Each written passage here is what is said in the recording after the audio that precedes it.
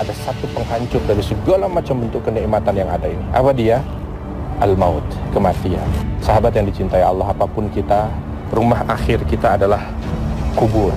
Idza jaa ajaluhum la yastakhiruna sa'atan wa la yastaqdimun. Kalau datang itu waktu, maka dia tidak akan pernah maju, tidak akan pernah mundur. Ad-dunya mazra'atul akhirah. Dunia ini bagi seorang mukmin itu adalah ladang untuk akhirat dia. Maka detik ini, mari, apa yang bisa kita kerjakan. Kesenangan itu bukan di waktu yang pendek, tapi kesenangan untuk di masa yang jauh lebih panjang. Sahabat yang dicintai Allah, alhamdulillah, dengan izin Allah kita mampu juga walaupun sebentar mengambil atau mengangkat ya jenazah yang biasa ada di sini untuk dibawa ke Baqi ya. Sahabat yang dicintai Allah, kita perlu tahu bahwa Allah Subhanahu wa taala sudah menegaskan dalam firman-Nya dalam surah Ali Imran ayat 185, a'udzubillahi minasyaitonir rajim, kullu nafsin dha'iqatul maut, bahwa setiap yang bernyawa itu pasti akan mendapatkan kematian. Ini harusnya menjadi bahan perenungan kita bersama kaitannya dengan masalah kematian, bahwa saat ini memang badan kita sehat, mungkin saat ini kita berkecukupan, tapi kita perlu tahu bahwa satu saat Allah Subhanahu wa taala akan cabut nyawa kita. Satu saat waktu di mana yang sudah ditentukan oleh Allah Subhanahu wa taala itu akan sampai pada kita. Maka ketika kita membaca firman Allah Subhanahu wa taala ini harusnya mampu untuk mengingatkan kepada kita, kehidupan dunia yang Allah berikan ini tidak kekal, kehidupan dunia yang Allah berikan ini tidak abadi, kehidupan dunia yang Allah berikan ini sementara. Maka dilanjutkan oleh Allah Subhanahu wa taala, faman zuhziha 'anil nari wa udkhilal jannata faqad faz, bahwa orang yang dijauhkan dari api neraka dan dimasukkan ke dalam surga, itulah dia orang yang sukses. Maka dari itu di dalam Islam, kematian bukan akhir segala-galanya, tapi kematian itu merupakan bahagian daripada penentu kesuksesan atau tidak suksesnya kita sebagai seorang muslim. Maka dari itu sahabat yang dicintai Allah, mudah-mudahan kita juga termasuk bahagian orang yang mampu menjadikan kehidupan dunia ini menjadi ladang untuk akhirat kita. Dan inilah poros surga. Sahabat yang dicintai Allah, ada saudara kita tadi yang kita ikut untuk mengambil gambar bersama dengan mereka di saat sedang menguburkannya. Kita perlu tahu bahwa Nabi Shallallahu Alaihi Wasallam sudah menegaskan kepada kita diminta untuk betul-betul mengingat ada satu penghancur dari segala macam bentuk kenikmatan yang ada ini. Apa dia? Al-maut, kematian. Sahabat yang dicintai Allah, apapun kita, rumah akhir kita adalah kubur, yang ukurannya mungkin hanya 2x1 saja.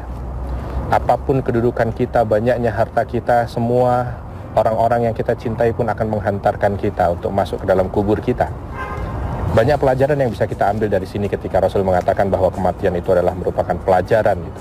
Satu, kita harus menyadari bahwa waktu hidup kita itu terbatas. Idza jaa ajaluhum la yastakhiruna sa'atan wa la yastaqdimun. Kalau datang itu waktu, maka dia tidak akan pernah maju, tidak akan pernah mundur.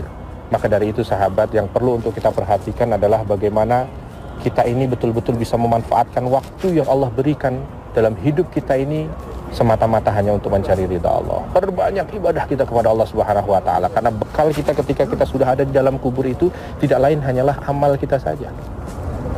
Subhanallah, saat ini mungkin kita tidak merasa gitu ya, bahwa ketika kita beribadah itu merupakan bahagian kita mencari amal. Mungkin kita masih begitu mudahnya menyia-nyiakan waktu dengan melakukan perbuatan-perbuatan yang tidak bermanfaat, atau bahkan nauzubillah min dzalik, melakukan perbuatan-perbuatan yang bernilai dosa. Kita harus sadar bahwa ketika itu kita lakukan yang tidak manfaat itu tadi, maka itu yang akan menjadi beban kita ketika kita berada di alam kubur. Maka termasuk bahagian daripada baiknya Islam seseorang itu adalah tarkuhu ma la ya'ni, ketika dia mampu untuk meninggalkan apa-apa yang tidak bermanfaat untuk dirinya.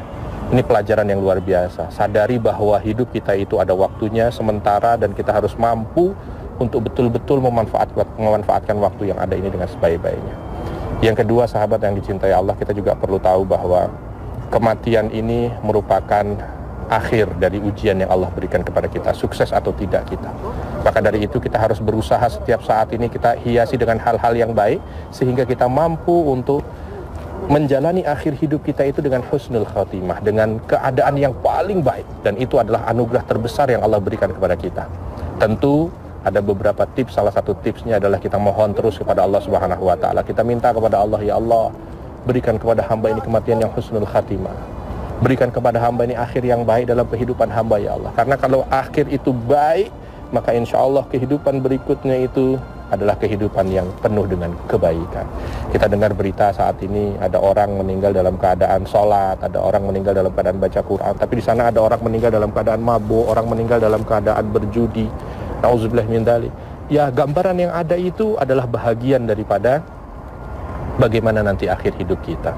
Mudah-mudahan dengan doa kita itu yang bisa menghantarkan kita wafat dalam keadaan husnul khatimah.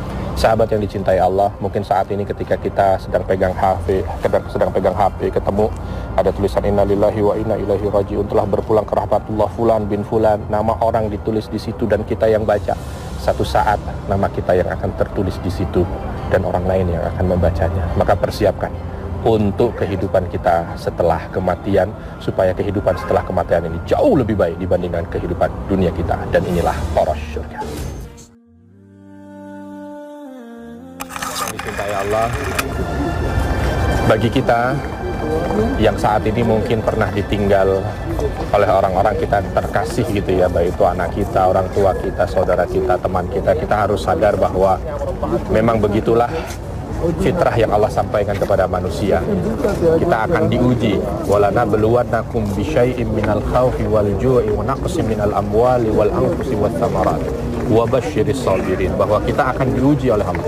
Niscaya pasti kamu akan diuji dengan kekurangan, dengan takut ya, dengan lapar, dengan kekurangan harta, dan termasuk salah satunya kehilangan orang-orang terkasih ya.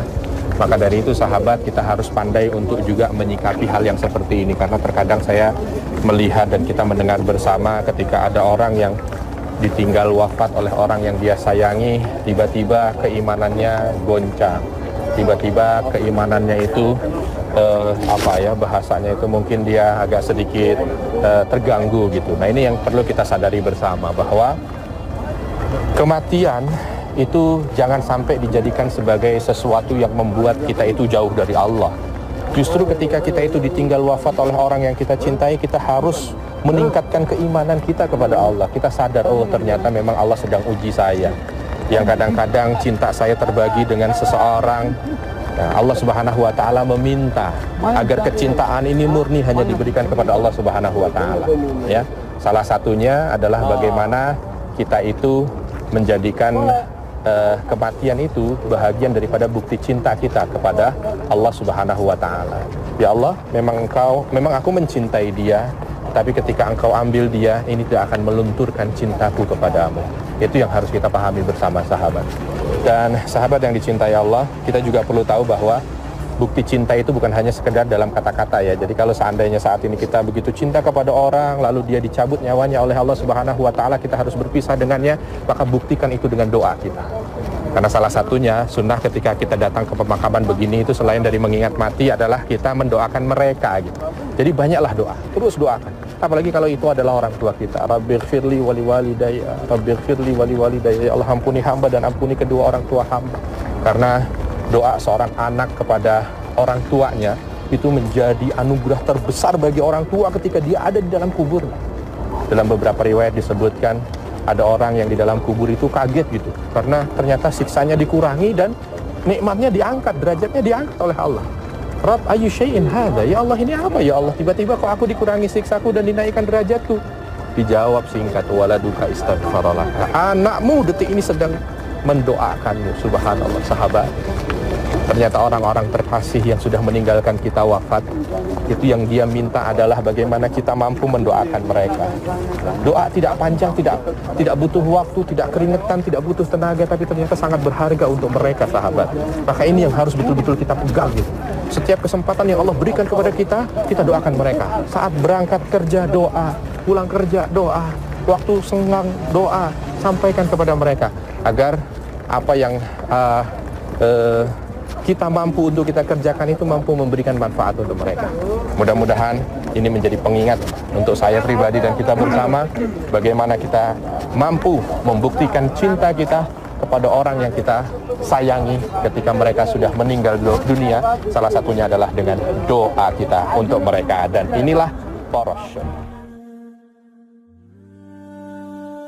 Dicintai Allah, di sekitaran kita ini banyak sekali batu nisan. Hendaknya ini juga harus mampu menjadi pengingat buat kita, sahabat. Karena kita nanti akan menjalani itu. Saya teringat dengan satu firman Allah Subhanahu wa taala dalam surah Al-Munafiqun. Ketika ada seorang yang sudah mendekati kematian, dia baru sadar gitu bahwa ternyata hidup ini begitu berharga dan kematian sudah tinggal di depan mata. Apa yang dia ucapkan? Rabbi laula akhartani ila ajalin qarib.